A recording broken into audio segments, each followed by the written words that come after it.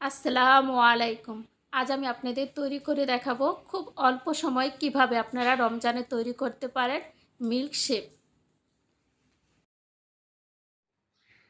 আমি এখানে মেজারমেন্ট কাপের 1 কাপের মতো বাঙ্গি নিয়েছি। তারপরে এরকম একটা পাত্রের মধ্যে আমি বাঙ্গিগুলো সব ঢেলে দিব। চিনি দিব 2 চামচ। চিনিটা আপনাদের স্বাদ অনুযায়ী এখানে কমাতেও পারেন, বাড়াতেও পারেন। এবার আমি এখানে দুধ দিব পরিমাণ মতো। আর আপনারা বাঙ্গির ঘনত্বটা কীরকম খাবেন তা বুঝে এখানে দুধটা কম বেশি করেও নিতে পারেন।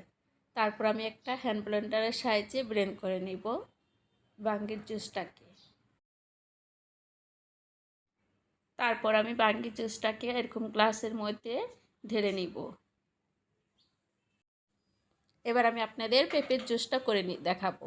এখানে আমি হাফ কাপ পেঁপে নিয়েছি, তার মধ্যে আমি 2 চামচ চিনি দিব। চিনির পরিবর্তে এখানে আপনারা মধুটাও ব্যবহার করতে পারেন। এবার আমি এখানে অল্প পরিমাণে দুধ দিয়ে প্রথমে ব্লেন্ড করে নেব, তারপর আমি আবার দুধ দিয়ে ব্লেন্ড করে নিব। তারপর আমি পেঁপের জুসটাকে একটা গ্লাসে ঢেলে নেব। আমি এখানে খেজুর নিয়েছি 9 থেকে 10টার মতো, আর খেজুরগুলো আমি মাঝখান থেকে চিড়ে বিচিটাকে ফেলে দিয়েছি। তারপরে খেজুরগুলো আমি পানি দিয়ে ভালো করে ধুয়ে নিয়েছি। এবার আমি এখানে খেজুর দিব আর পরিমাণ মতো দুধ দিব। অল্প পরিমাণে প্রথমে দুধ দিয়ে আমি খেজুরগুলোকে ভালো করে ব্লেন্ড করে নিব। তারপর আমি আবার দুধ দিব। আর এখানে আমি কোনো চিনি ব্যবহার করব না।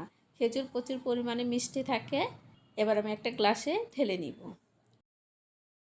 এখানে আমি কলা নিয়েছি একটা, আর তার মধ্যে আমি পরিমাণ মতো দুধ দিব আর 2 চামচ চিনি দিব।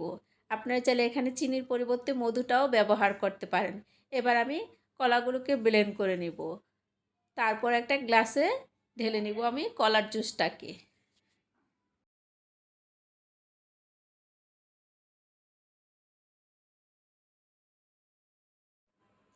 আমি এখানে একটা আপেল নিয়েছি, আর আপেলগুলো এরকম ছোট ছোট করে কেটে নিয়েছি যাতে খুব সহজে ব্লেন্ড করা যায়। এর মধ্যে আমি 2 চামচ চিনি দিব, আর অল্প পরিমাণে দুধ দিয়ে আমি প্রথমে আপেলগুলোকে ব্লেন্ড করে নিব।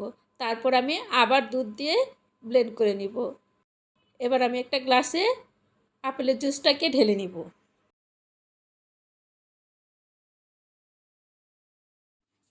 এবার আমি আপনাদের তৈরি করে দেখাবো তরমুজের জুস। সেই জন্য আমি এখানে নিয়েছি তরমুজ মেজারমেন্ট কাপের 1 কাপ। তার মধ্যে আমি চিনি দিব 2 চামচ আর পরিমাণ মতো দুধ দিব। দিয়ে আমি ব্লেন্ড করে নিব তরমুজটাকে। আর তরমুজের জুসটা ব্লেন্ড করতে খুব বেশি সময় লাগে না, 1 মিনিটের মধ্যে দেখবেন সুন্দর হয়ে গিয়েছে। তারপর আমি একটা ছাঁকনির সাহায্যে তরমুজের জুসটাকে ছেঁকে নিব। এতে করে তরমুজের মধ্যে যে বিচিটা আছে তা ছাঁকনির উপরে থেকে যাবে।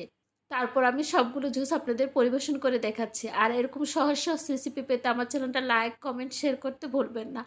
আল্লাহ হাফেজ। আবার দেখা হবে নতুন কোনো রেসিপি নিয়ে। সেই পর্যন্ত আপনারা সবাই ভালো থাকেন।